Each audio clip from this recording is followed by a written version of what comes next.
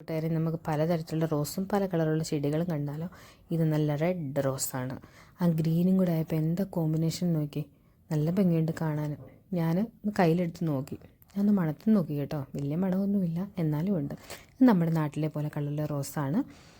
പിന്നെ ഇത് പലതരം ചെടികൾ, മഞ്ഞ, വയലറ്റ്, റോസ്, ഇളം നീല, അങ്ങനത്തെ പല കളറിലുള്ള ചെടികളാണിത്. ഇനി നമുക്ക് അടുത്തായിട്ടുള്ള വൈറ്റ് റോസ് കണ്ടാലോ. വാവ്, എന്താ അല്ലേ, കണ്ണിന് തന്നെ നല്ലൊരു കുളിർമ. ഞാൻ ഈ ചെടിയും കയ്യിലൊന്ന് എടുത്ത് നോക്കി. ഒരു കൊലയുണ്ട്. അതായത് നമ്മുടെ നാട്ടിലെ പോലെ അവിടെ ഇവിടെ ഓരോരോ പൂവല്ല, ഇത് ചെടികളിൽ ഉണ്ടാകുമ്പോൾ നിറച്ചങ്ങോട്ട് മാങ്ങായും പേരയ്ക്കുള്ള പോലെ ഇഷ്ടം പോലെയാണ് ഉണ്ടാകുന്നത്. ഇത് വേറൊരു കളറിലുള്ള റോസാണ്.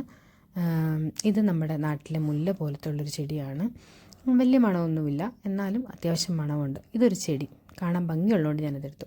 ഇതാണ് ഇത് നോക്കിക്കേ, ചെടികൾ ഉണ്ടാകുമ്പോൾ അതിൻ്റെ പ്രത്യേകത കണ്ടോ, നിറച്ചുണ്ടാകുന്നുണ്ട്. ഒരു ചെടി ഫുള്ളായിട്ടുണ്ടാകുന്നുണ്ട്. ഇത് വൈറ്റ് കളറിലെ റോസിൻ്റെ വേറൊരു ഇനമാണ്. ഞാനത് സൂം ചെയ്ത് നോക്കി കറക്റ്റായിട്ട് കിട്ടാൻ വേണ്ടി, പക്ഷേ അത് കറക്റ്റായിട്ടത് പതിഞ്ഞില്ല ക്യാമറയിൽ. അതും നല്ല ഭംഗിയുണ്ടായിരുന്നു കാണാൻ കേട്ടോ. അങ്ങനെ കുറേ പൂക്കളെ നമ്മൾ കണ്ടു. ഇതാണ് ഓറഞ്ച്.